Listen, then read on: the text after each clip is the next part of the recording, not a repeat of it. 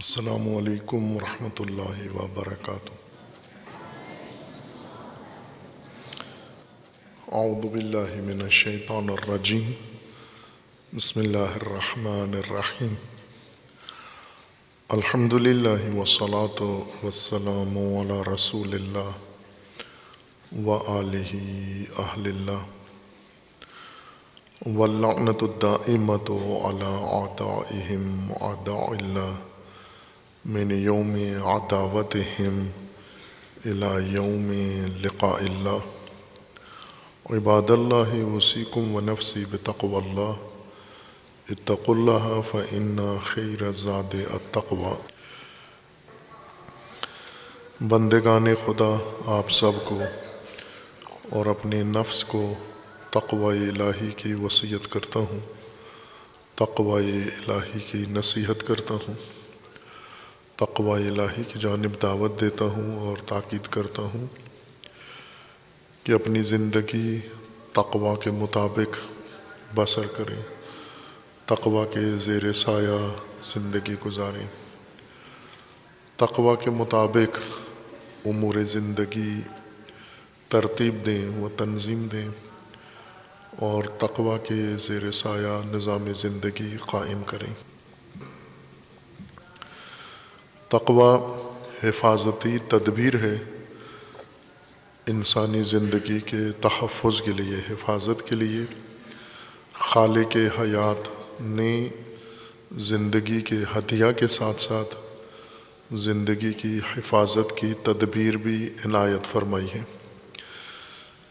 جس طرح زندگی عطا کی ہے اور زندگی کا مقصد معین کیا ہے، اس مقصد تک پہنچنے کے لیے اور پہنچانے کے لیے منشور ہدایت دین مقرر کیا ہے، اسی طرح بامقصد زندگی کی حفاظت کے لیے، مقصد زندگی کی حفاظت کے لیے، راہ زندگی کی حفاظت کے لیے اور سفر زندگی کے تحفظ کے لیے اللہ تعالیٰ نے حفاظتی بندوبست کیا ہے، اس کا عنوان تقوی قرار دیا ہے۔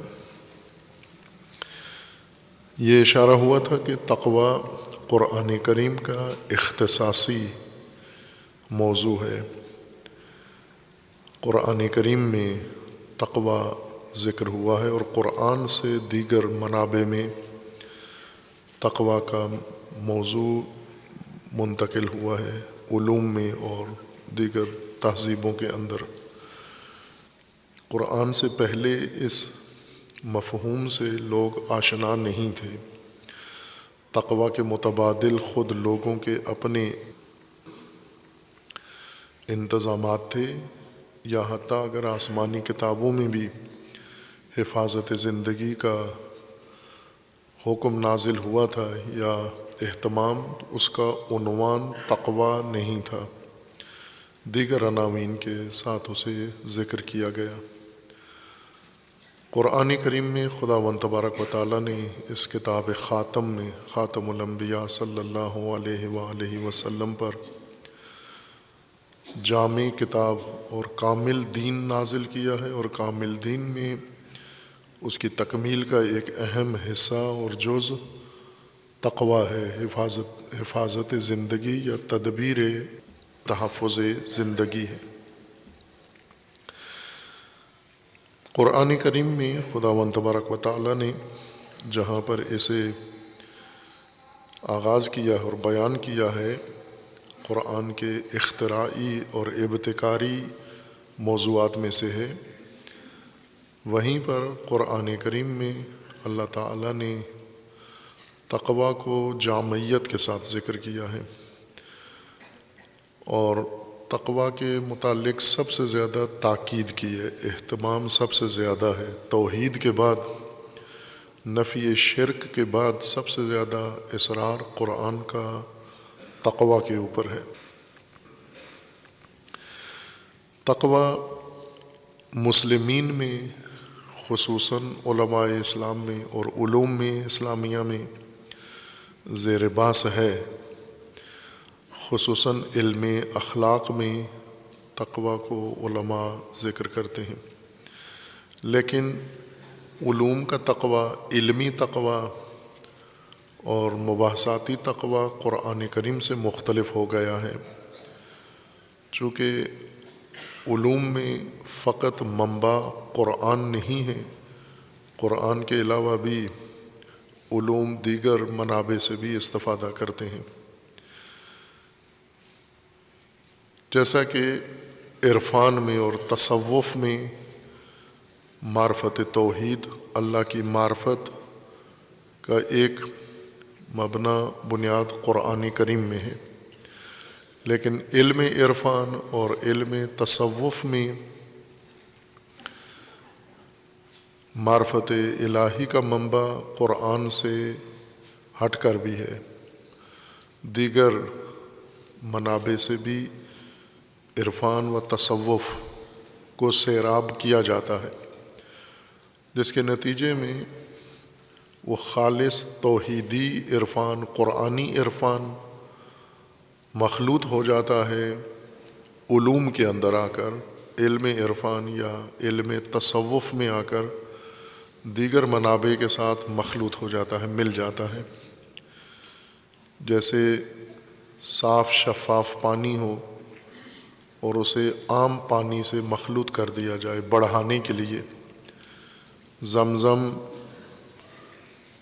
پانی ہے، خاص پانی ہے، مکہ سے نکلنے والا کنواں، لیکن بہت قلیل مقدار میں ہے، تھوڑی سی مقدار میں وہ پانی کنویں سے نکلتا ہے، پھر اس کے بعد اسے عام تصفیہ شدہ پانی میں مخلوط کرتے ہیں، چونکہ زمزم کے خواہاں زائرین، حجاج اور عام لوگ، مومنین، مسلمین، ساری دنیا اس کے خواہاں ہے، متمنی ہیں، اس لیے مقدار زمزم کی قلیل ہے۔ زمزم میں غیر زمزم زیادہ بلایا جاتا ہے، یعنی اگر میں کہوں کہ 5% زمزم ہوتا ہے اور باقی دوسرا پانی ہوتا ہے تو مبالغہ نہیں ہے، بلکہ شاید اس سے بھی کم مقدار زمزم کی پانی کے اندر شامل کی جاتی ہے تبرکاً، چونکہ ضرورت زیادہ ہے اور وہاں سے جو پانی نکلتا ہے وہ کم ہے، تو بڑھانے کے لیے، اس کا حجم بڑھانے کے لیے، وزن بڑھانے کے لیے، مقدار بڑھانے کے لیے اس میں اضافہ کرنا پڑتا ہے تاکہ ضرورت پوری ہو۔ زمزم میں اور پانی میں اور خوراک میں تو یہ ٹھیک ہے، یہ کام انسانوں کی مصلحت میں ہے اور منفعت میں ہے، اگر مخلوط کر دیتے ہیں، سالم چیز ہو، ہر چند وہ خالص نہ ہو لیکن ہو سالم، تو انسانوں کے نفع اور فائدے کی بات ہے۔ لیکن علوم میں اور خصوصاً دین میں یہ کام اگر ہو تو پھر نقصان دہ ہے انسان کے لیے، جیسے تصوف و عرفان، اس کا موضوع ہے معرفت خداوند تبارک و تعالی، تہذیب نفس، اصلاح نفس، تقرب الی اللہ اور معرفت ذات حق و صفات حق، یہ علم عرفان اور علم تصوف کا موضوع ہے۔ لیکن یہ قرآنی تصوف و قرآنی عرفان ہے، معرفت ذات خداوند تبارک و تعالی و قرب ذات خدا و حب ذات خدا، اور سلوک الی اللہ، بندے کا اپنے رب کی طرف رجوع کرنا، انا للہ و انا الیہ راجعون، بندے کا سفر رب کی طرف، یہ عرفان ہے۔ لیکن علم عرفان میں اور رائج سلسلے عرفان کے، تصوف کے، ان کے اندر حجم بڑھانے کے لیے بہت ساری چیزیں دوسرے منابع سے اضافہ کی گئی ہیں، اس وجہ سے عرفان و تصوف کے اندر قرآنی رنگ کم ہو گیا ہے اور غیر قرآنی تصوف زیادہ بڑھ گیا ہے۔ علم اخلاق میں بھی ایسا ہی ہوا ہے۔ علم اخلاق میں قرآنی موضوع تقویٰ تھا، اور جب علم اخلاق نے دیگر منابع سے بھی استفادہ کیا تو قرآنی عنوان تقویٰ کا تبدیل ہو گیا، اور تقویٰ ایک خالص اخلاقی بحث شروع ہو گئی، جبکہ قرآن کریم میں تقویٰ حفاظتی تدبیر ہے۔ علم اخلاق میں حفاظتی تدبیر نہیں ہے، ملکہ نفسانی ہے۔ وہ ملکہ نفسانی انسان کو بچاتا ہے، پرہیز کراتا ہے، یا نتیجہ اس تقوی کا یہ نکلا کہ وہ تقوی ڈر اور خوف کے معنی میں تبدیل ہو گیا۔ علوم کے اندر قرآن میں تقوی کا معنی ڈرنا نہیں ہے، خوف نہیں ہے، لیکن علوم میں اخلاق میں تقوی کا معنی ڈر اور خوف ہے۔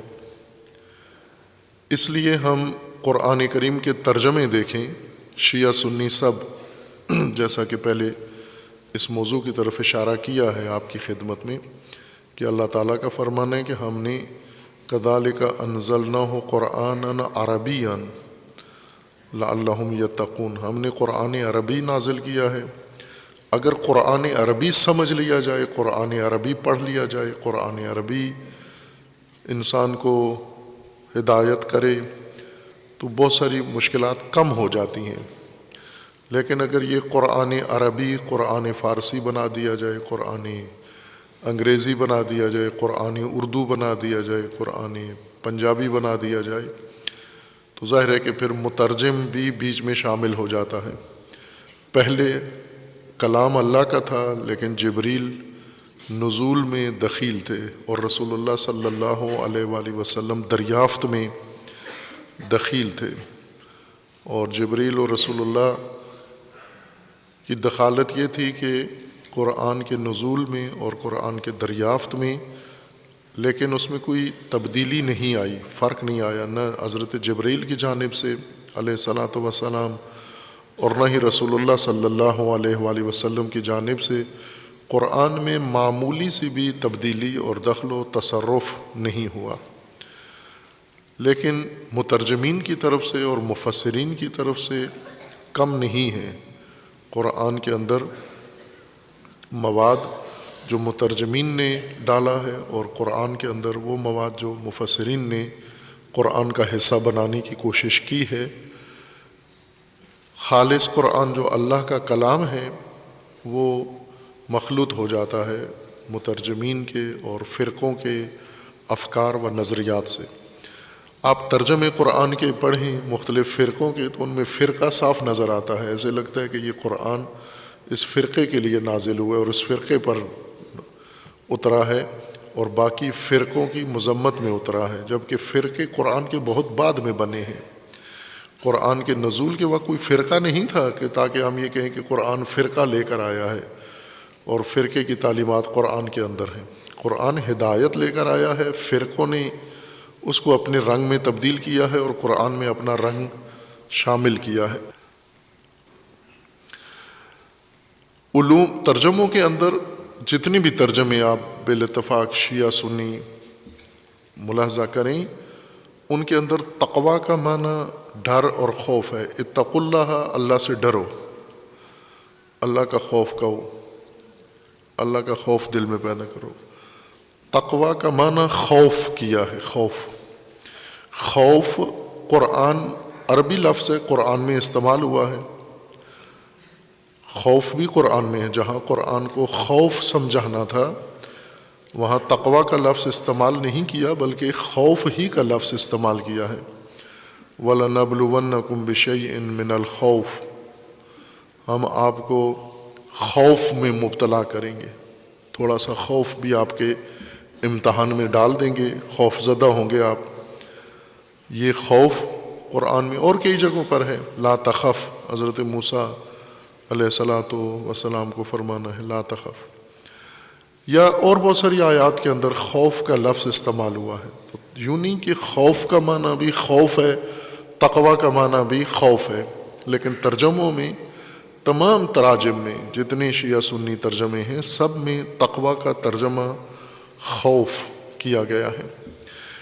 اس کی وجہ یہ ہے کہ ترجمے سارے تقلیدی ہیں، یعنی پہلا ترجمہ جو اردو میں ہوا ہے اس کا رنگ تمام ترجموں کے اندر پڑا ہوا ہے۔ صرف فرق کہاں پڑتا ہے ترجموں میں؟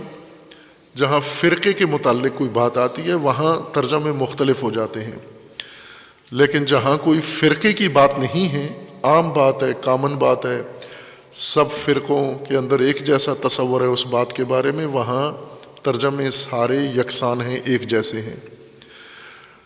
اور بہت سارے بنیادی و کلیدی الفاظ قرآن کریم کے وہ اس آفت کا شکار ہوئے ہیں کہ کسی ایک نے ترجمہ کیا، اس دوسروں نے تقلید کی، اور پھر آگے ترجموں کے الا ماشاء اللہ الحمدللہ اس وقت اردو زبان میں شاید کئی 100 ترجمے موجود ہیں، معروف اور غیر معروف، مطبوعہ اور غیر مطبوعہ، سینکڑوں کی تعداد میں ترجمے مختلف علماء نے اور مختلف مسالک کے علماء نے ترجمے کیے ہیں۔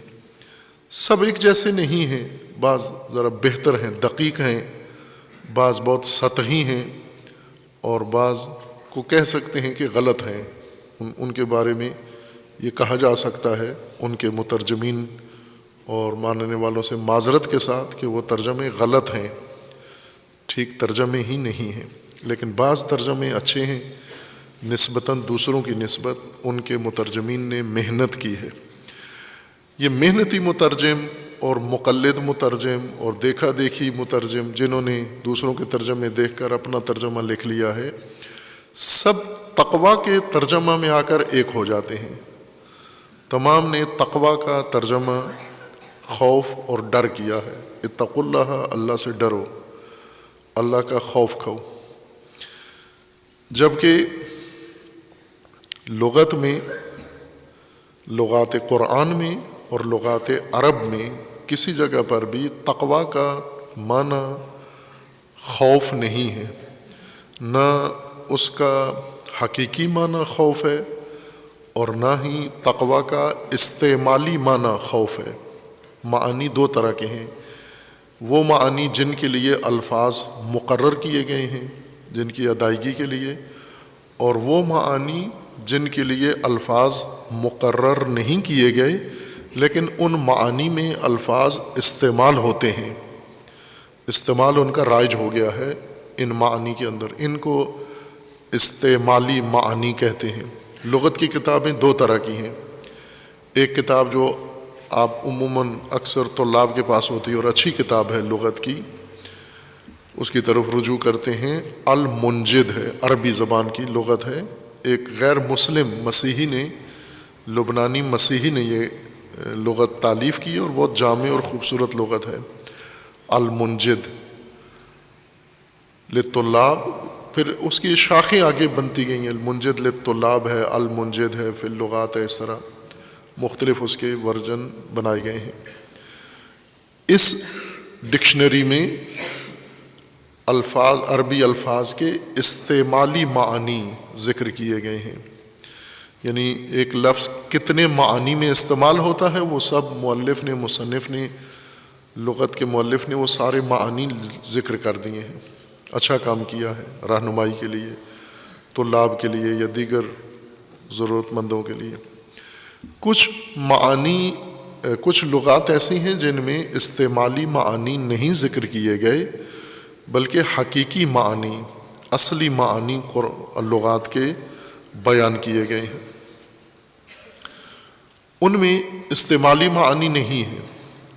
ہم دونوں لغات اٹھا کے دیکھیں تقویٰ کے، تو تقویٰ کا معنی خوف، ڈر نہیں ہے، تقویٰ کا مطلب لغات جو حقیقی معنی جنہوں نے ذکر کیے ہیں اس میں لکھا ہے کہ تقویٰ لفظ، مادہ جو تقویٰ کے سے نکلا ہے، لفظ عربی قاعدے کے مطابق لفظ سے لفظ نکلتا ہے۔ علم صرف یہی مہارت انسان میں پیدا کرتا ہے، ایک لفظ سے کئی لفظ بنانے کی صلاحیت انسان کو دیتا ہے، قواعد اور ضوابط اور قوانین سکھاتا ہے کہ آپ ایک لفظ سے کتنے اور الفاظ بنا سکتے ہیں۔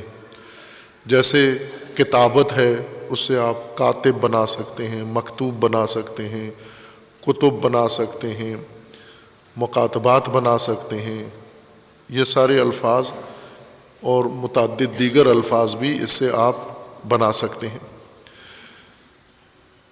تقویٰ کس لفظ سے نکلا ہے وہ اہل لغت کا اتفاق ہے اس بات پر کہ اصل مادہ جس سے لفظ تقوی بنا ہے وہ 3 حرفی لفظ ہے.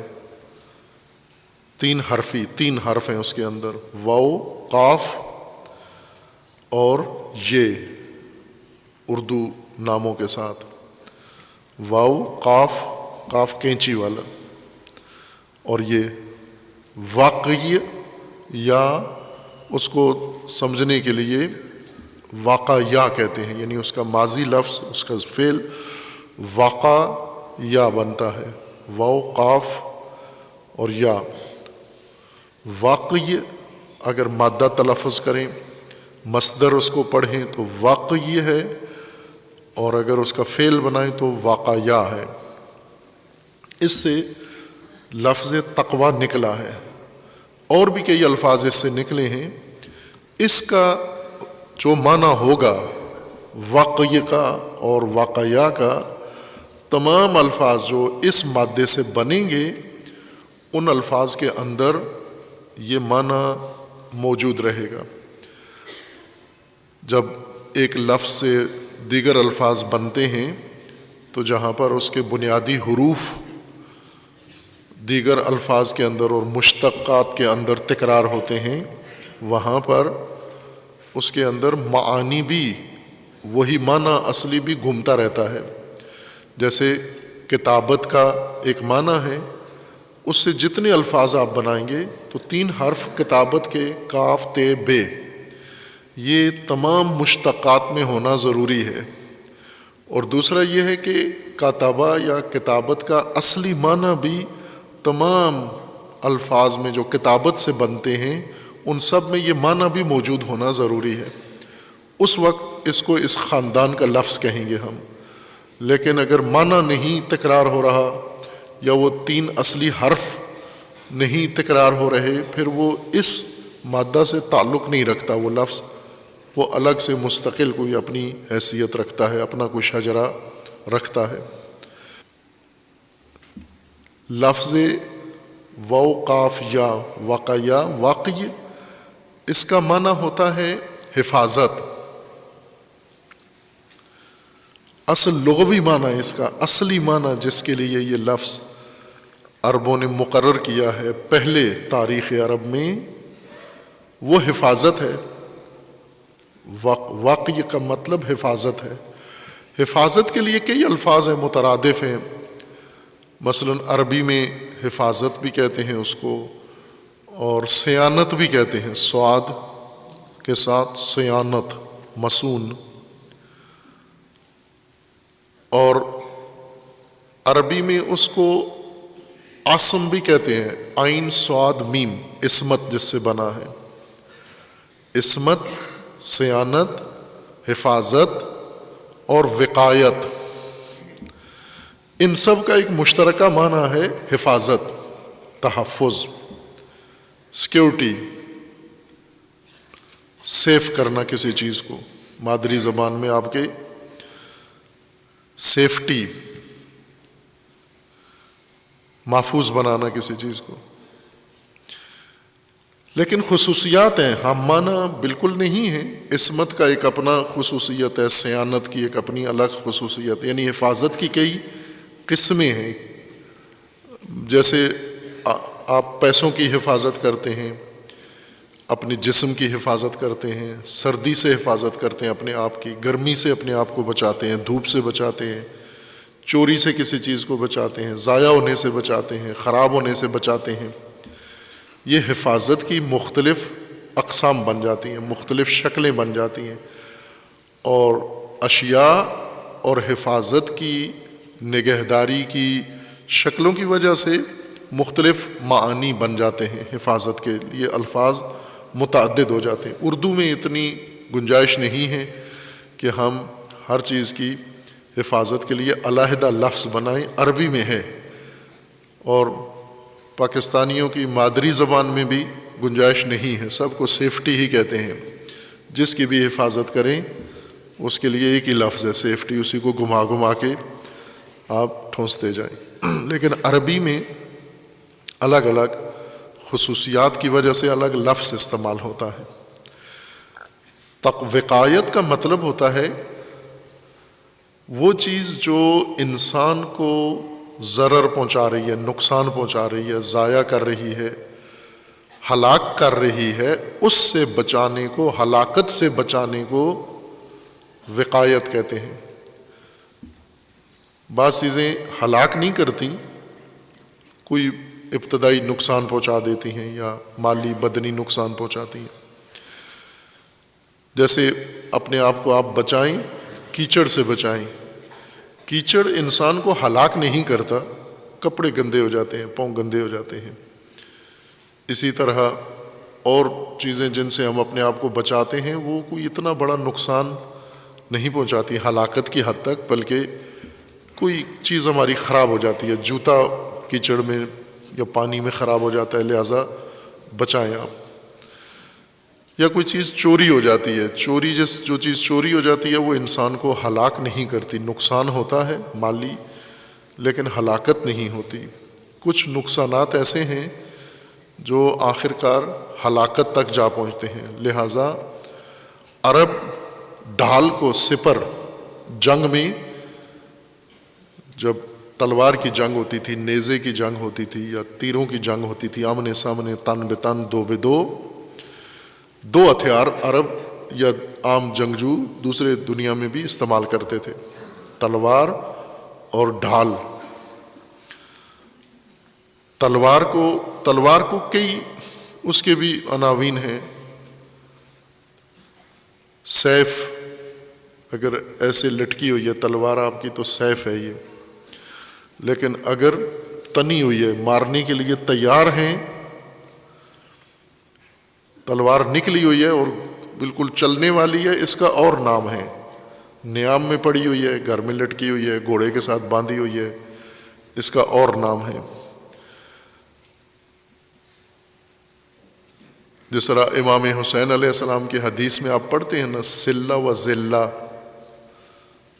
کہ اس عبید اللہ نابکار نے مجھے دوراہے میں کھڑا کر دیا ہے۔ رکزنی بین اثنتین السلۃ والذلہ، سلت نکلی ہوئی، نیام سے نکلی ہوئی، لٹکتی ہوئی، چمکتی ہوئی، کوندتی ہوئی تلوار جو مارنے کے لیے تیار ہے، اس کو سلہ کہتے ہیں۔ سلول وہ تلواریں ہیں۔ عرب ڈھال استعمال کرتے ہیں تاکہ دشمن جو وار کرے انسان پر، وہ وار خطرناک ہے، بہت نقصان دہ ہے، اور خطرہ بھی اس کا کیچڑ نہیں ہے کہ کپڑے گندے ہو جائیں گے تلوار سے اگر لگ گئی سر پر تو، یا چکر آ جائے گا آپ کو، بلکہ تلوار اگر لگ گئی سر کے اوپر تو سر ہی نہیں رہے گا، گردن اڑ جائے گی، حیات ختم ہو جائے گی، نابود ہو جائیں گے۔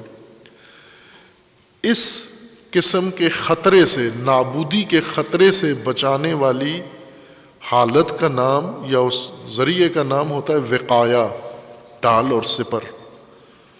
نابودی کے خطرے سے جو بچائے، کیونکہ خطرات مختلف طرح کے ہیں، کچھ انسان کو نابود کر دیتے ہیں، جیسے یہ کرونا وائرس ہے، نابود کرنے والا وائرس ہے، ان ظالمین نے بنا کر پھیلایا ہے اور مسلسل پھیلا رہے ہیں۔ ایک بناتے ہیں، پھر اس کی ویکسین بیچتے ہیں، پھر دوسرا بنا لیتے ہیں پہلی ویکسین، اور سارا انتظام بیکار، نیا وائرس، نئی ویکسین، نئے مسائل، نئے سارے سلسلے، اور یہ چلے گا، یہ سیریل ہے، یہ مادام العمر ہے اب آپ کے لیے، جب تک ان کے پیٹ بھر نہیں جاتے، جیب بھر نہیں جاتے، اس وقت تک یہ سیریل ویکسین اور وائرس کا چلتا رہے گا۔ پہلے پولیس اور چور ہوتے تھے، جہاں پولیس ہے وہاں چور ہے، جہاں چور ہے وہاں پولیس ہے۔ اب جہاں وائرس ہے وہاں ویکسین ہے، جہاں ویکسین ہے وہاں وائرس ہے۔ یہ آپس میں آنکھ مچولی کھیلتے رہیں گے۔ اب آپ نے یہ فیصلہ کرنا ہے کہ مرنا کس سے ہے، ویکسین سے مرنا ہے یا وائرس سے مرنا ہے۔ صرف لوگوں کو یہ اختیار دیا گیا ہے۔ بعض خطرے ہوتے ہیں مہلک، مہلک خطرات سے بچانے والی شے کو عرب وقایا کہتے ہیں. مہلک خطروں سے بچانے والی چیز. ڈرنے کو نہیں کہتے. تلوار جب انسان کو لگے اس کے مقابلے میں آپ وقایا استعمال کریں، یعنی خوف. جب تلوار چلے تو ڈر جائیں. تقوی کا مطلب یعنی تلواروں کے مقابلے میں ڈر جائیں نہ. تقوی کا معنی جب خطرے مہلک آپ کے سر پر آ جائیں اور سر پہ پڑھیں، اپنا سر بچانے کے لیے، اپنا وجود بچانے کے لیے ڈھال استعمال کریں. وہ ڈھال جو اس خطرے کو روک لیتی ہے، سہ لیتی ہے اور خطرے کو ناکام کر دیتی ہے اور انسان کو محفوظ بنا دیتی ہے، اس کا نام وقایا ہے. حفاظت، حفاظتی ذریعہ، حفاظتی وسیلہ، حفاظتی تدبیر، حفاظتی منصوبہ، حفاظتی بندوبست، حفاظتی نظام، یہ تقوی ہے سارا. لیکن علوم میں جا کر اور مختلف شعبوں میں تقوی منتقل ہونے کے بعد اپنے معانی کھو بیٹھا. کہیں اس کا معنی ڈر، کہیں اس کا معنی خوف، کہیں اس کا معنی پرہیز کیا گیا ہے. اب علوم میں اگر آپ یا قرآن کی ترجموں میں بھی دیکھیں، احادیث کے ترجموں میں دیکھیں، متقی کا ترجمہ پرہیزگار ہے. ہدن للمتقین، قرآن پرہیزکاروں کے لیے ہدایت ہے. پرہیز جانتے ہیں آپ سب، بیمار جب ہو جاتے ہیں تو پرہیز کرتے ہیں، بعض چیزوں سے چھوڑ دیتے ہیں، اجتناب کرتے ہیں. یہ اجتناب پرہیز ہے. یہ تو جو لوگ پرہیز کرتے ہیں وہ با تقوی ہوتے ہیں. جو پرہیز نہیں کرتے، بے تقوی وہ لوگ ہوتے ہیں. پرہیز معنی کر دیا گیا، کچھ نے خوف معنی کیا، کچھ نے ڈر معنی کیا. اس کا غرض یہ کہ وہ جو اساس تھی تقوی کی، قرآنی حفاظت، وہ معنی بیچ میں گر گیا. لفظ لے گئے اٹھا کے علوم، معنی وہیں نیچے سے گر گیا، جیب سے یا ہاتھ سے، مولانا سے یا جس سے بھی معنی گر گیا. کبھی بچوں کو کوئی چیز دیتے ہیں نا، یہ پہنچا دو وہاں پر، تو وہ خول یا پیکنگ پہنچا دیتے ہیں، بیچ میں جو چیز تھی اصل وہ گر جاتی ہے، اس کو پتہ بھی نہیں چلتا بچے کو. یہ کام ہوا.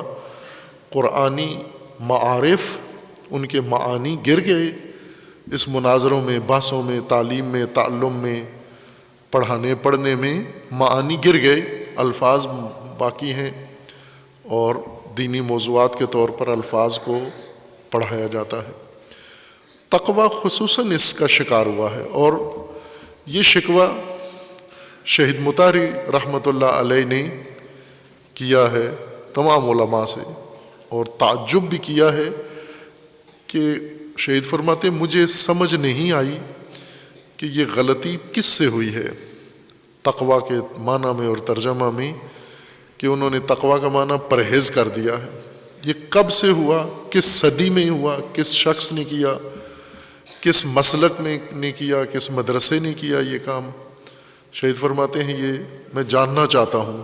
اب جان کے کیا کریں گے نہیں معلوم. یہ نہیں بتایا کہ اگر مجھے پتہ چل جائے یہ کس نے یہ حرکت کی ہے تو شہید نے آگے کوئی دھمکی وغیرہ نہیں دی کہ میں اس کے ساتھ کیا کروں گا. صرف یہ کہا کہ مجھے معلوم نہیں ہے.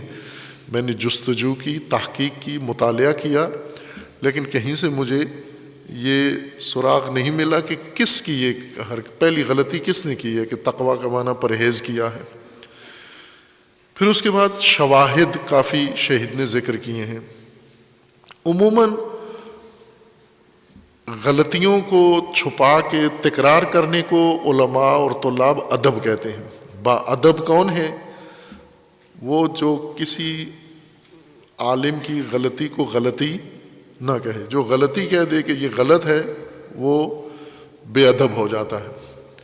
حالانکہ اصطلاح میں جیسے آپ صرف و نحو پڑھتے ہیں نا تو ان کو ادبیات کہتے ہیں، اور ہم نے یہاں تدریس کی ہے، پڑھایا ہے آپ کو، ادب معنی کیا ہے. آداب کس کو کہتے ہیں؟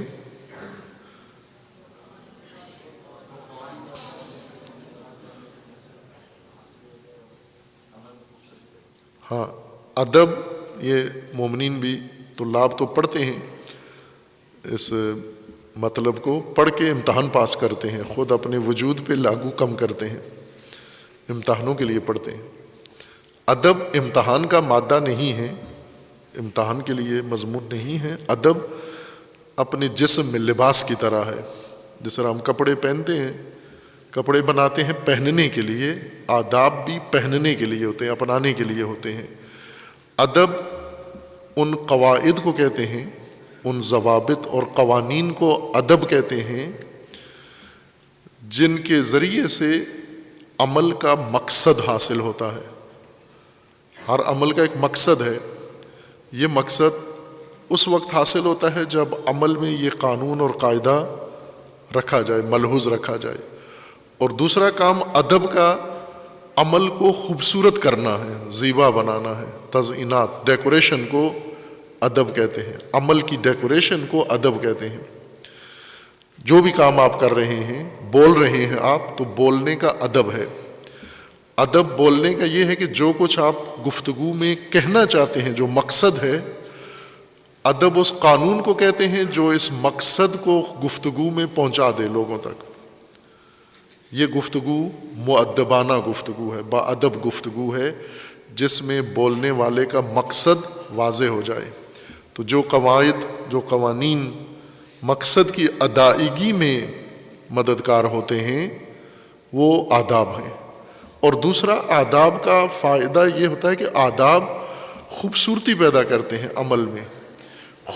گفتگو، خوبصورت گفتگو، زیبا گفتگو، حسین گفتگو وہ ہوتی ہے جس میں یہ آداب موجود ہوں۔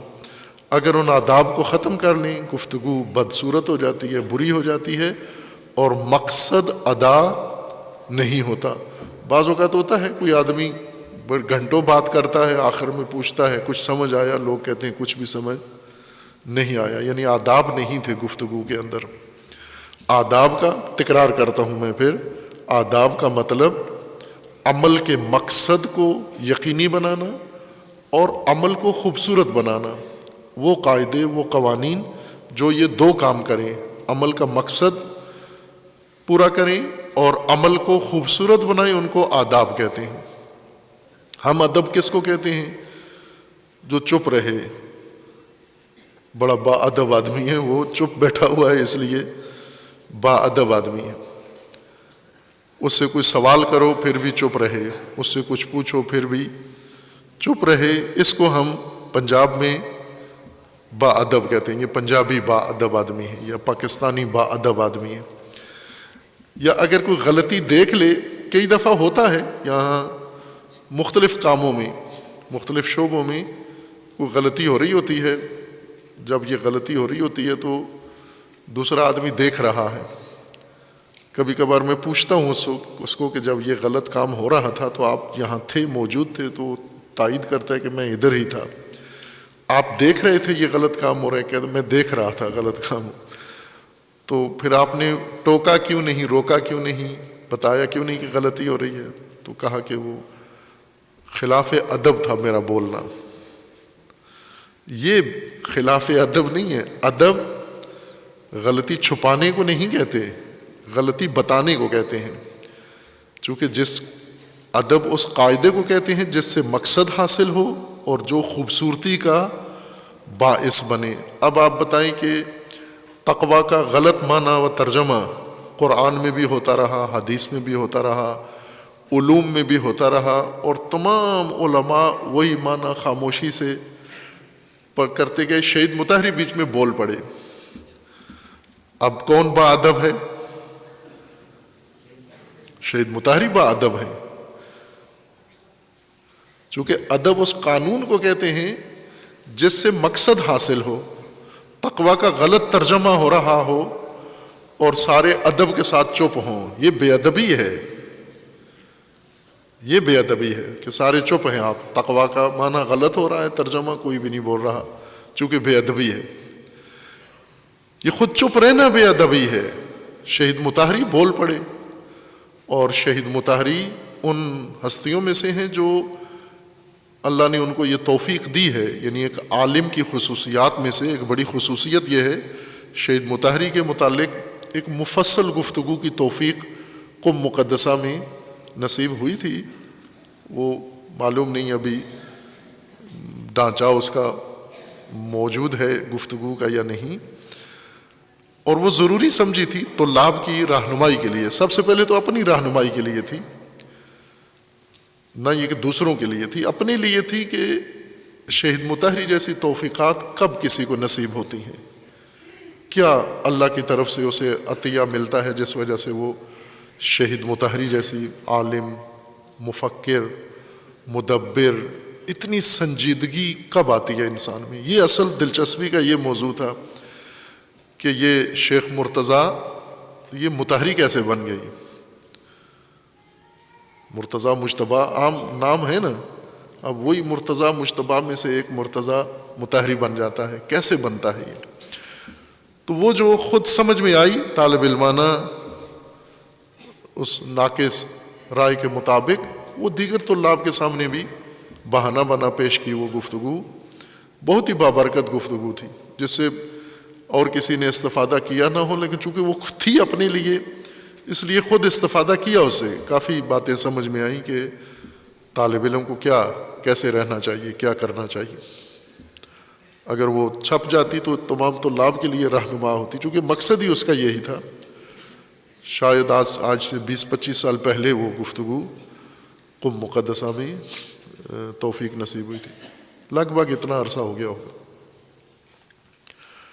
اس میں شہید مطہری کی خصوصیات میں سے جو اللہ تعالیٰ نے انہیں عطا کی ہیں، ایک یہی خصوصیت تھی کہ شہید مطہری کو اگر کہیں کوئی غلطی نظر آتی، خصوصاً دینی امور میں، مذہبی مسائل میں، تو وہ خاموش نہیں رہتے تھے۔ اور ایک عالم کے لیے یہی ضروری ہے کہ وہ اسی موقع پر اپنے علم کا اظہار کرے جب کسی غلطی کو، اشتباہ کو دیکھتا ہے۔ روایت میں بھی ہے کہ اذا ظہر البدع فعلی العالم ان یظہر علمہ، رسول اللہ صلی اللہ علیہ وآلہ وسلم کی حدیث نورانی ہے کہ جب بدعت ظاہر ہو، یعنی وہ چیز جو دین میں نہیں ہے اور لوگ دین کے نام پر اس کو پیش کریں، بڑھا دیں، بنا دیں، تو عالم وقت، جو بھی اس وقت کا عالم ہے، اس پر واجب ہے، لازم ہے وہ اپنے علم کا اظہار کرے، حقیقت کا اظہار کرے۔ وَإِلَّا فَعَلَيْهِ لَعْنَةُ اللَّهِ، ورنہ اگر چپ رہا تو اس پر اللہ کی لعنت ہوگی۔ ملعون ہے وہ عالم جو بدعتیں دیکھتا ہے اور خاموش رہتا ہے، علم کا اظہار نہیں کرتا، حقیقت کا اظہار نہیں کرتا، کسی غلطی کی تصحیح رہنمائی نہیں کرتا، اس پر اللہ کی لعنت ہے۔ وہ شہید مطہری ان بزرگان میں سے جہاں بھی کوئی دیکھتے انحراف عملی، فکری، کسی قسم کا، تو فوراً وہاں اظہار کرتے تھے۔ تقویٰ کے بارے میں بھی اسی لیے اظہار کیا کہ ایھا الناس، یہ تو ترجمہ ہی تم نے غلط کیا ہے تقویٰ کا، معنی ہی غلط کیا ہے تقویٰ کا۔ جب ترجمہ ہی غلط کیا ہے تو پھر آگے تقویٰ حاصل کیسے کرو گے آپ؟ ساری زندگی پرہیز کرتے رہو گے، تقویٰ تو حفاظت کا نام ہے، حفاظت چھوڑ کے پرہیز کرتے رہو گے۔ اب ساری دنیا کی پرہیز بھی کر لو، با تقویٰ نہیں ہوگے، متقی نہیں ہوگے۔ متقی اس وقت ہوگے جب محفوظ ہو جاؤ ان تمام مہلک خطروں سے جن سے اللہ تمہیں بچانا چاہتا ہے۔ یہ تقویٰ ہے۔ خداوند تبارک و تعالی ہم سب کو زیور تقویٰ سے آراستہ ہونے کی توفیق عطا فرمائے، لباس تقویٰ ہم سب کی زینت بنائے، اور خداوند تبارک و تعالی ہمیں معارف دینی صحیح حقیقی معنوں میں سمجھنے کی توفیق عطا فرمائے انشاءاللہ۔ اعوذ باللہ من الشیطان الرجیم، بسم اللہ الرحمن الرحیم۔ انا اعطیناک الکوثر فصل لربک وانحر ان شانئک هو الابتر۔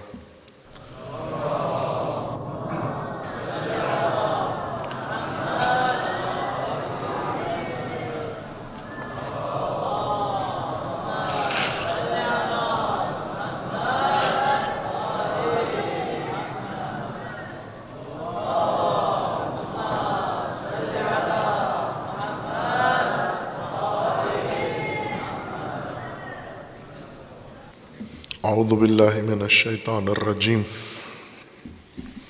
بسم اللہ الرحمن الرحیم الحمد للہ والصلاة والسلام علی رسول اللہ وآلہ آل اللہ سیما علی امیر المؤمنین علی ابن ابی طالب علیہ الصلاۃ والسلام و فاطمۃ الزہرا سیدۃ النساء العالمین والحسن والحسین سیدی شباب اہل الجنہ و سبطی الرحمہ و علی ابن الحسین و محمد ابن علی و جعفر ابن محمد و موسیٰ ابن جعفر و علی ابن موسیٰ و محمد ابن علی و علی ابن محمد والحسن ابن علی والحجت ابن الحسن القائم المنتظر المہدی حجج اللہ علی عبادہ و امناؤہ فی بلادہ واللعن علی اعدائہم اجمعین من الآن الی قیام یوم الدین عباد اللہ اوصیکم و نفسی بتقوی اللہ اتقوا اللہ فإن خیر الزاد التقوی بندگان خدا آپ سب کو اور اپنے نفس کو تقوی الہی کی وصیت کرتا ہوں، تقوی الہی کی نصیحت کرتا ہوں، تقوی الہی کی جانب دعوت دیتا ہوں اور تاکید کرتا ہوں کہ اپنی زندگی تقوی کے مطابق بسر کریں، تقوی کے زیر سایہ زندگی گزاریں، تقوی کی بنیاد پر نظام زندگی قائم کریں۔ تقوی انسانی زندگی کی حفاظت کا نام ہے اور اس حفاظتی تدبیر کے نفاذ کے لیے عملی شکل اس کو دینے کے لیے با تقوی مومن پروان چڑھانے کے لیے با تقوی امت تشکیل دینے کے لیے حق تعالیٰ نے اہتمام فرمایا ہے، اور اس اہتمام کا ایک اہم حصہ اور جز روز جمعہ اور نماز جمعہ کو مقرر فرمایا ہے۔ یوم جمعہ، نماز جمعہ کے مقاصد میں سے یہی حفاظتی تدبیر بیان کرنا اور اس کی وضاحت کرنا اور اسے عملی کرنا ہے۔ نماز جمعہ کو ایک تشبیہ ایک روایت کے اندر شہید ثانی رحمۃ اللہ علیہ نے وہ روایت بیان کی ہے۔ شہید نے ایک نمونے کے طور پر چند روایات یہاں بیان کی ہیں۔ اصل جو روایات ہیں نماز جمعہ کے متعلق وہ وسائل الشیعہ اہل بیت علیہ السلام سے جو مروی روایات ہیں وہ وسائل الشیعہ میں ہیں، اور وسائل الشیعہ ان محققین میں سے ہیں جن کی کتاب حدیث کی کتاب ہے جو ایک سندیت رکھتی ہے۔ اس وقت سارا اجتہاد تشیع کا وہ وسائل الشیعہ کے گرد گھومتا ہے، محور اس کا وسائل الشیعہ ہے۔ صرف حدیث کی کتاب ہے اور فقہی حدیثیں ہیں۔ اصول کافی میں فقہی احادیث نہیں ہیں، فروع کافی میں فقہی احادیث ہیں۔ اسی طرح ہر کتاب اس کے ابواب ہیں، کچھ ابواب فقہی احادیث میں ہیں، کچھ غیر فقہی احادیث میں ہیں۔ وسائل الشیعہ یہ مؤلف نے شیخ حر عاملی رحمۃ اللہ علیہ مشہد مقدس میں مزار ہے، حرم امام میں مدفون ہیں، بہت عظیم الشان شخصیت ہیں۔ یہ بھی لبنان کے ہیں، شہید ثانی بھی لبنان کے ہیں۔ انہوں نے تمام فقہی احادیث جو معتبر ہیں وہ ساری اکٹھی کی ہیں شیعہ منابع سے، اور اس کتاب کا نام رکھا ہے وسائل الشیعہ۔ اس میں کتاب الطہارہ ہے، کتاب الصلاۃ ہے، کتاب الصلاۃ کے اثناء میں ایک ابواب ہیں، ابواب صلاۃ الجمعہ، اور ان میں تمام روایات نماز جمعہ کے متعلق ذکر کی ہیں، اور متعدد روایات ہیں جن میں سے چند ایک مرحوم شہید ثانی نے اس کتاب جمعہ میں جو ہم خطبہ میں پڑھ رہے ہیں اس میں ذکر کی ہیں۔ اور وہ بڑی خوبصورت ہیں. انشاءاللہ اگر یہ متن تمام ہوتا ہے تو وسائل الشیعہ کی وہ روایات انشاءاللہ آپ کے لیے بیان کریں گے, پڑھیں گے. چاند ایک پڑھی بھی تھی پہلے بھی وسائل الشیعہ سے لا کر. ان میں سے ایک روایت میں رسول اللہ صلی اللہ علیہ وآلہ وسلم سے ایک شخص نے پوچھا کہ میں نے حج کا ارادہ کیا تھا اور پھر حج نہیں ہو پایا مجھ سے, تو اب میں کیا کروں؟ حضور نے فرمایا کہ یا قلیب علیک بالجمعہ, حج نہیں ملا تجھے تو جمعہ قائم کر دو. فإنہا حج المساکین, کہ جمعہ فقراء امت اسلامیہ کے فقراء و مساکین کا حج ہے. آپ جمعہ پڑھو حج لکھا جائے گا. کتنا آسان کر دیا آپ کے لیے. جمعہ پڑھو, حج کا اجر لو, حج کا ثواب لو, حج کا درجہ لو, حج والا اجر وصول کرو جمعہ پڑھ کر. لیکن ایک نکتہ اس میں یہ ہے کہ رسول اللہ صلی اللہ علیہ وآلہ وسلم نے نماز جمعہ کو حج پر کیوں تنزیل کیا, نازل منزلہ حج, قائم مقام حج قرار دیا؟ روزے کے بدلے میں نہیں کہا کہ جمعہ روزے کے بدلے میں ہے, یا جمعہ صلاۃ یومیہ اگر کسی سے چھوٹ گئی ہے تو وہ نماز جمعہ پڑھ لے, ساری یومیہ نمازوں کا اس کو ادا ہو جائے گا, اجر ادا ہو جائے گا. ایسا نہیں فرمایا.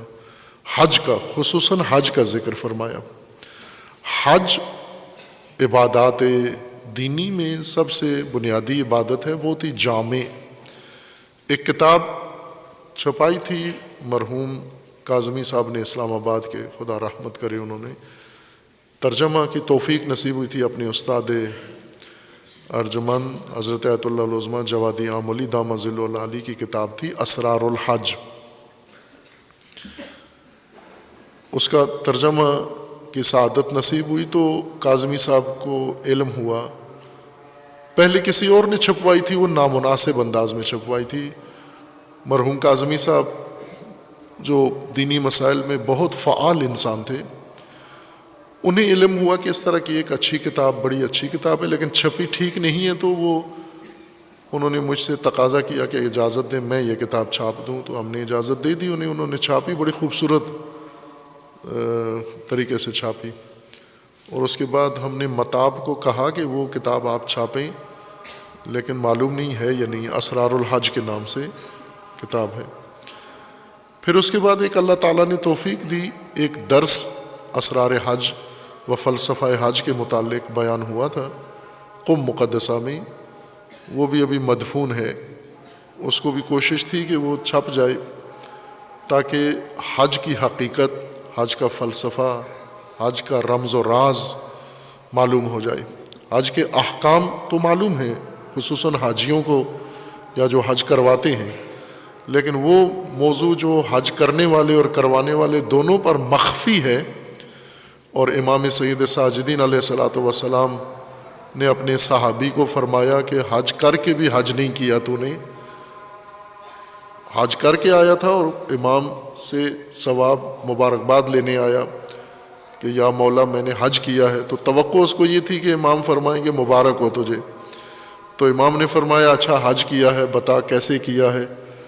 تو ایک ایک عمل پوچھتے گئے امام, یہ کیا یہ کیا یہ کیا, آخر تک بتاتا گیا یہ کیا ہے. پھر امام نے فرمایا کہ جب یہ عمل کر رہا تھا تو یہ نیت تھی؟ کہا نہیں, اس طرف تو توجہ ہی نہیں تھی. پھر اگلا عمل کیا تو یہ سوچا تھا؟ کہا نہیں, اس طرف تو دھیان ہی نہیں تھا. تو امام نے پوچھ کر پھر فرمایا کہ ما حججتا, تو نے حج نہیں کیا, ویسے گھوم کے آ گیا ہے وہاں پر, گول گپاڑا ڈال کے وہاں آ گیا ہے, حج نہیں کیا تو نے. پھر کہنے لگا کہ اب میں کیا کروں, جو کمی رہ گئی ہے اس کے لیے کیا دوں, یعنی کفارہ دوں, صدقہ دوں, کوئی عمل کروں تاکہ وہ کمی پوری ہو جائے. تو امام علیہ السلام نے سامنے پہاڑی تھی, اس پہاڑی کی طرف اشارہ فرمایا. ظاہراً مکہ ہی کی روایت تھی, پہاڑی تھی سامنے یا مدینہ میں.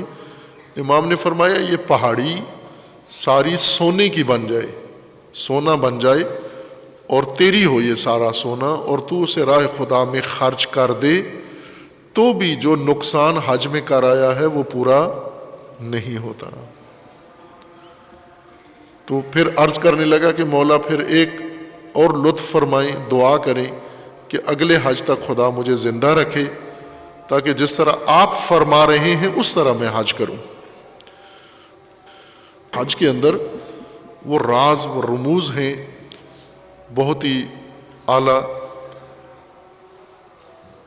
جو اس کتاب میں جو استاد گرامی کی کتاب ہے اس میں بھی ہیں، اور وہ دروس تو ابھی آئی نہیں سامنے، کتابی شکل نہیں ملی، ان میں بھی ہیں، باقی علماء نے بھی ذکر کیے ہیں۔ حج بہت ہی گہری عبادت ہے، بہت ہی عظیم عبادت ہے، بہت ہی جامع عبادت ہے حج۔ اور رسول اللہ صلی اللہ علیہ وآلہ وسلم نے جمعہ کو حج کا قائم مقام قرار دیا ہے کہ اگر کسی سے حج نہیں ہو سکا تو اس کے لیے جمعہ حج ہوگا۔ کیوں فرمایا؟ صرف اس لیے کہ اجر و ثواب دونوں پر ایک جیسا ہے؟ نہ، بلکہ جمعہ کے اندر وہ حقیقت موجود ہونی چاہیے جو حج کے اندر موجود ہے۔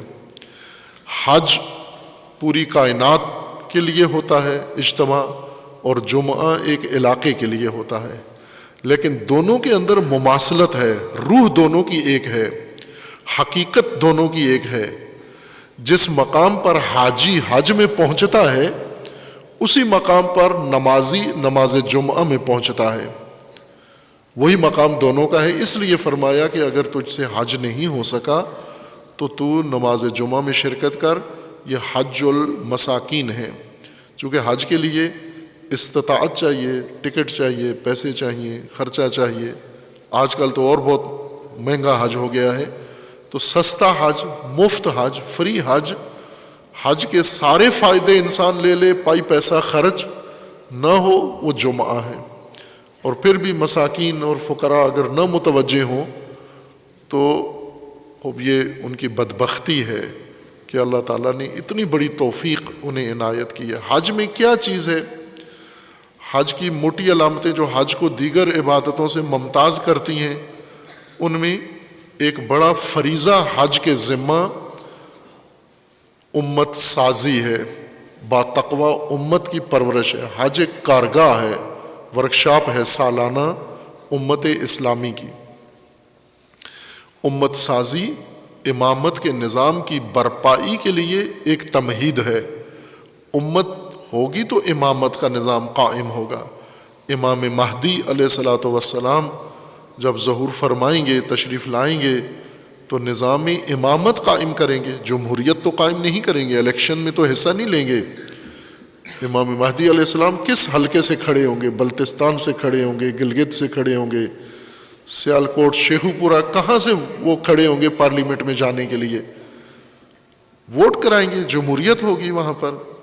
امامت کا نظام، اللہ کا امامت کا نظام قائم کریں گے، جو حضرت ابراہیم نے قائم کیا، جو حضرت سلیمان نبی نے قائم کیا، جو حضرت داؤد نے قائم کیا، جو رسول اللہ صلی اللہ علیہ وآلہ وسلم نے قائم کیا، وہی نظام امامت امام مہدی علیہ السلام قائم کریں گے۔ وہ نظام امامت اب کیوں نہیں ہو رہا؟ امام مہدی، شیعوں کے امام مہدی تو موجود ہیں، اہل سنت کے امام مہدی ابھی پیدا نہیں ہوئے ہیں۔ دونوں کے امام ہیں اور نام ایک ہی ہے امام مہدی، اور دونوں کے امام رسول اللہ کی اولاد سے ہیں۔ شیعہ یہ کہتے ہیں وہ آ چکے ہیں وجود میں اور پردہ غیبت میں ہیں، سنی یہ کہتے ہیں ابھی پیدا نہیں ہوئے۔ شیعوں کا مسئلہ زیادہ سخت ہو جاتا ہے کہ اگر موجود ہیں، ہم بھی موجود ہیں، وہ بھی موجود ہیں، امت بھی موجود ہے، انسان بھی موجود ہے، ظلم و ستم بھی موجود ہے، سب کچھ ہے، وہ کیوں نہیں آ رہے؟ کس کی انتظار میں ہے؟ کیوں رکے ہوئے؟ کس نے روکا ہوا ہے؟ امام مہدی علیہ السلام۔ وہ ایک چیز نے روکا ہوا ہے، امامت امت کے اوپر لے آئے گی، امت نہیں ہے، امت میدان سے غائب ہے۔ امت کب بنے گی؟ امت بننے کے لیے قرآن نے دونوں طریقے ذکر کیے ہیں کہ امت کہاں بنے گی، امام کہاں بنے گا۔ امام کے لیے جو ورکشاپ ہے وہ اللہ تعالیٰ نے ذکر فرما دیا، اذ ابتلی ابراہیم ربہ بکلمات فاتمہن قال انی جاعلک للناس اماما۔ ایک ورکشاپ ائمہ کے لیے ہے جس میں امامت تک خدا پہنچاتا ہے اس کارگاہ کے شرکاء کو، اور وہ منتخب بندے ہیں اللہ کے برگزیدہ. انی جاعلک للناس اماما، ابراہیم لوگوں کے امام بن گئے ہو. قال ومن ذریتی، امامت تو ذریت کی بھی ضرورت ہے، تو میری ذریت سے بھی امامت ہونی چاہیے. لیکن قانون یہی ہوگا، اذ ابتلی ابراہیم ربہ، جس نے وہ کلمات پورے کیے وہ امامت پر فائز ہو جائے گا. لیکن دوسری طرف امت ہے، امت کہاں بنے؟ وہ فیکٹری، وہ کارخانہ جہاں امت بنائی جائے وہ کہاں ہے؟ امت سازی کا کارخانہ حج ہے اور جمعہ ہے. مساجد جن میں جمعہ قائم ہوتا ہے، جن میں جماعت برپا ہوتی ہے. نماز جماعت امت سازی کا ذریعہ ہے، نماز جمعہ امت سازی کا ذریعہ ہے، حج امت سازی کا ذریعہ ہے. اب جس جمعہ میں امت سازی ہے اس جمعہ کے شرکاء، اس نماز جمعہ کے شرکاء حاجی ہیں، چونکہ وہی کام تو وہاں کرنا ہے. جا کر حج پہ جا کر امت بننا ہے، یہاں پر بھی نماز جمعہ میں امت سازی ہے. نماز جمعہ کو معطل کر دو، نماز جمعہ معطل ہوگا تو امت کہاں بنے گی؟ جب امت نہیں ہے تو امامت خود ہی معطل ہو جاتی ہے، امامت خود ہی معزول ہو جاتی ہے. پھر طاغوتیت آ جاتی ہے. پھر طاغوتیت میں تمہارے، پھر اس میں کوشش کرو سارے مل کر ائمہ کا نام لے کر اور مقدسات کو استعمال کر کے پھر طاغوتیت کا حصہ بننے کے لیے شروع کر دو. جو لوگ نماز جمعہ کے قدردان نہیں ہوتے، رغبت نہیں رکھتے، ان کا دین ہی ختم ہو جاتا ہے. سب کچھ ہوتے ہوئے محروم ہو جاتے ہیں. اگر ان کارگاہوں کو عملی نہ کریں، ان کارگاہوں کے اندر امت تشکیل نہ دیں، امامت سے محروم کتنی نسلیں محروم چلی گئی ہیں 1200 سال سے. خدا جانتا ہے آگے کتنی نسلیں محروم امامت سے جائیں گی. امامت کے نظام سے محرومیت معمولی محرومیت نہیں ہے عزیزان من، پیسے کی اور دولت کی محرومیت نہیں ہے، عاقبت کی محرومیت ہے. اور اتنا بڑا راز نماز جمعہ کے اندر نہفتہ ہے اور خفتہ ہے. اس لیے شہید ثانی نے اپنے سارے معمولات چھوڑ کر نماز جمعہ کو زندہ کیا اور متوجہ کیا. مومنوں، کیوں غفلت میں چلے گئے شبہات کا شکار ہو کر؟ کیوں قرآن کو پس پش ڈال دیا ہے؟ کیوں رسول اللہ کے فرامین کو نظر انداز کر دیا ہے؟ کیوں اہل بیت کی باتوں کو شبہات کی وجہ سے نظر انداز کر دیا ہے آپ نے؟ جبکہ اس کے اندر یہ راز چھپا ہوا ہے، نماز جمعہ کے اندر اور روز جمعہ کے اندر یہ راز چھپا ہوا ہے. عزیزان، یہ تنزیل جو رسول اللہ نے فرمائی ہے کہ یا قلیب، اگر تو نہیں کر سکا جمعہ، حج نہیں کر سکا، روایت یہ ہے جاء اعرابی الی النبی صلی اللہ علیہ وآلہ وسلم یقال له قلیب فقال یا رسول اللہ انی تہیأت الی الحج کذا وکذا مرۃ فما قدر لی. یا رسول اللہ، میں حج کا ارادہ کیا، تیاری کی، لیکن نہیں کر سکا حج. فقال له یا قلیب علیک بالجمعہ، اے قلیب جمعہ پڑھ، جمعہ میں شرکت کر. فإنہا حج المساکین، اگر حج سے رہ گیا ہے، نہیں پہنچ سکا، روح حج و مقصد حج تیرے ہاں موجود ہے، اس تک تو پہنچ سکتا ہے، تو وہاں کیوں محروم بیٹھا ہوا ہے؟ اور یہ برکات نماز جمعہ کی خداوند تبارک و تعالیٰ اس دنیا میں دیتا ہے. یوں نہیں ہے کہ دین سارا ہدار ہے، مریں گے اور آخرت میں جمعے کا فائدہ، آخرت میں حج کا فائدہ، آخرت میں. دین نقد نظام ہے، ہدار نہیں ہے. وہ اضافی، وہ آخرت اضافی بونس ہے، ورنہ دین کا سارا معاملہ ادھر ہی پورا ہونا ہے. سارا دین یہاں مکمل ہونا ہے. مزرعہ یہ ہے، کھیت یہ ہے، فصل یہاں اگنی ہے، وہاں پر اس کا اجر انسان کو نصیب ہو جانا ہے، لیکن یہاں دریافت کرنا ہے. جمعہ دنیا میں ہمارے لیے وہ مسائل پیش کرتا ہے جن میں ہم گرفتار ہیں، ان کا حل پیش کرتا ہے. حج ہماری زمینی دنیاوی زندگی سنوارتا ہے، دین ہماری زمینی اور دنیاوی زندگی سنوارتا ہے. یہ غلط فہمی ہے ہمارے ذہنوں کے اندر ڈالی گئی ہے اور راسخ ہو چکی ہے کہ ہم نے زندگی کے لیے فارمولے کہیں اور سے لینے ہیں اور آخرت دین سے بنانی ہے۔ یہی غلط فہمی ہے جس سے دین سے بھی دوری ہے اور دنیا میں بھی محرومی ہے۔ دنیا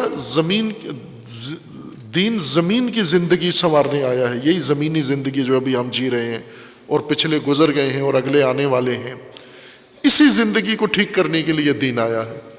ورنہ اگر اخروی زندگی کے لیے دین ہوتا تو آخرت میں آتا۔ ادھر کیا کر رہا ہے؟ ادھر تو پھر یہی ہوتے ہیں نواب اور سردار اور پارلیمان اور جمہوریت اور خان صاحب اور فلاں صاحب، ان کے ذریعے سے پھر دنیا ہوتی۔ امامت کا کیا کام ہے؟ نبیوں کا کیا کام ہے؟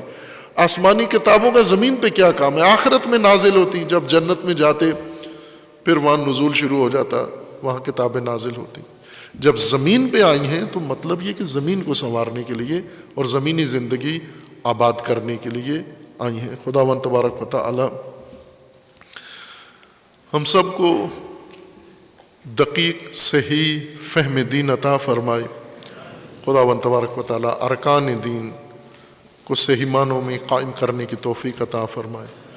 پروردگار ہمیں جہاں پر حکم ہے اقامت الصلاۃ کا، وہاں اقامت الدین کا حکم ہے۔ خداوند تبارک و تعالی دین کو سمجھ کر اقامت الدین کی توفیق عطا فرمائے انشاءاللہ۔ خداوند تبارک و تعالیٰ کی بارگاہ میں دعا گو ہیں جو مومنین اس دنیا سے رحلت کر کے انہیں جوار رحمت میں مقام عطا فرمائے، جو علیل مریض ہیں انہیں شفائے کاملہ عطا فرمائے، جن مومنین کے لیے التماس دعا کی گئی ہے خداوند تبارک و تعالیٰ انہیں صحت و سلامتی عطا فرمائے۔ خداوند تبارک و تعالیٰ کی بارگاہ میں دعا گو ہیں پروردگارہ امت اسلامیہ کو ظلم و ستم سے نجات عطا فرما، ان ظالمین کو ظلم سمیت نیست و نابود فرما۔ پروردگارہ اپنے ولی حق ولی اللہ العظم جل اللہ تعالی فرج و شریف کا جلد از جلد ظہور فرما، ہمیں حضرت کے اعوان و انصار میں سے انہی کی توفیق عنایت فرما۔ اعوذ باللہ من الشیطان الرجیم، بسم اللہ الرحمن الرحیم۔ قل هو اللہ احد اللہ الصمد لم یلد ولم یولد ولم یکن لہ کفوا احد۔